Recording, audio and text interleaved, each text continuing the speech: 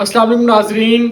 शेर अपनी उड़ान भरने को तैयार है या फिर शेर भागने को तैयार है, ये तो डिपेंड करता है कि आप किस साइड पर बैठे हैं और किस साइड ऑफ टेबल पर बैठकर सोच रहे हैं। नवाज शरीफ साहब की मैं बात कर रहा हूँ।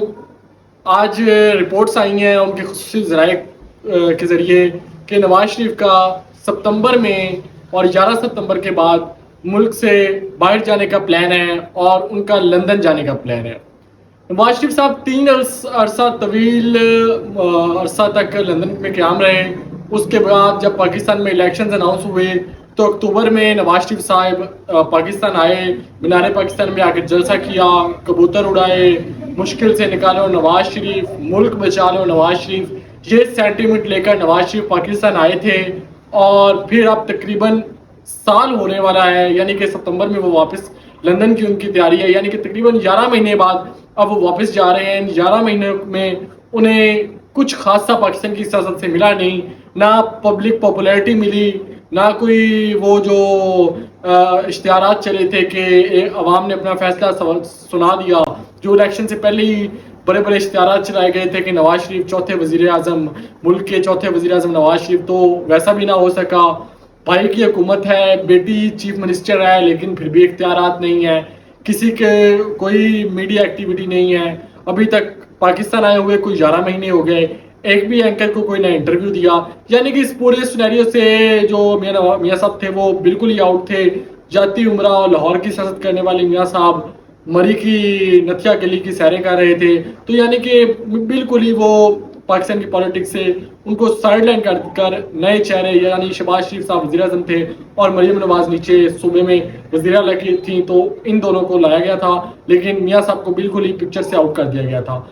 बहुत सारे जो पाकिस्तान मुस्लिम लीग नून के जो सीनियर रहनुमा थे वो ये कहते थे कि नहीं नहीं, ये मियाँ साहब बिल्कुल, मियाँ साहब ने बोलना शुरू कर दिया तो मुल्क में इनकलाब आ जाएगा। मियाँ साहब ने बोलना शुरू कर दिया, जुनैद लतीफ़ साहब ने कहा था कि मियाँ साहब ने अगर बोलना शुरू कर दिया तो इमरान खान से ज़्यादा पॉपुलर हो जाएंगे।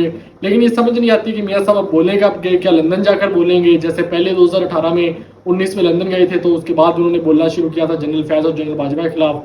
तो कुछ ऐसी बातें हैं जो वो लंदन जाकर अब महसूस करते हैं कि अपनी हुकूमत के खिलाफ करेंगे, क्योंकि तब तो इमरान खान साहब की हुकूमत थी तो आप तनकीद भी कर सकते थे।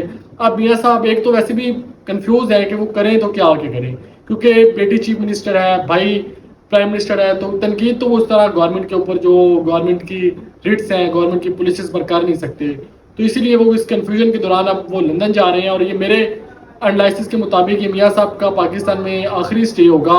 अब वो मुश्किल ही है, वैसे बिल्कुल पाकिस्तान आ सकते हैं, उनकी जमात भी यहाँ खड़ी है, अभी तक तो हुकूमत भी है, लेकिन ये अब पाकिस्तान की पॉलिटिक्स में मियाँ साहब का दोबारा वापस आना बहुत ही मुश्किल दिखाई देता है। और वो एक तरह से आउट ऑफ सिलेबस होते जा रहे हैं पाकिस्तान की पॉलिटिक्स से, और लंदन चले गए तो फिर वापसी बहुत मुश्किल हो जाएगी। वो 99 में और चीज़ थी और 90s का एरा और था कि जब टू पॉलिटिकल पार्टीज थी, बेनज़ीर थी या फिर मियाँ साहब थे। तो फिर जब ये लोग लंदन से आते थे तो इनके साथ मैच इकट्ठा हो जाता था और फिर वो आवाम में पॉपुलैरिटी होती थी और फिर इलेक्शंस में 2/3 मेजोरिटियाँ भी हासिल होती थी।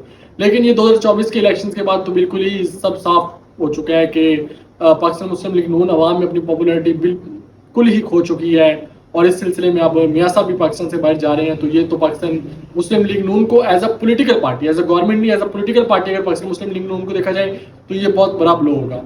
दूसरी जानिब मौलाना फजलुर रहमान जो कि इस वक्त सेंटर ऑफ ग्रेविटी बने हुए हैं हुकूमत और पाकिस्तान तहरीक इंसाफ के दरमियान, और उन्होंने पाकिस्तान तहरीक इंसाफ से सेनेट की 2 सीटें मांग ली हैं। जैसे कि आप जानते हैं कि हुकूमत तरमीम करना चाहती है कौमी असम्बली में, और उसके लिए मौलाना फजलुर रहमान की सीट्स की अहमियत है। तो मौलाना फजलुर रहमान की हमायत चाहती है, जिसके सिलसिले में असद अली ज़रदारी साहब भी मुलाकात के लिए गए।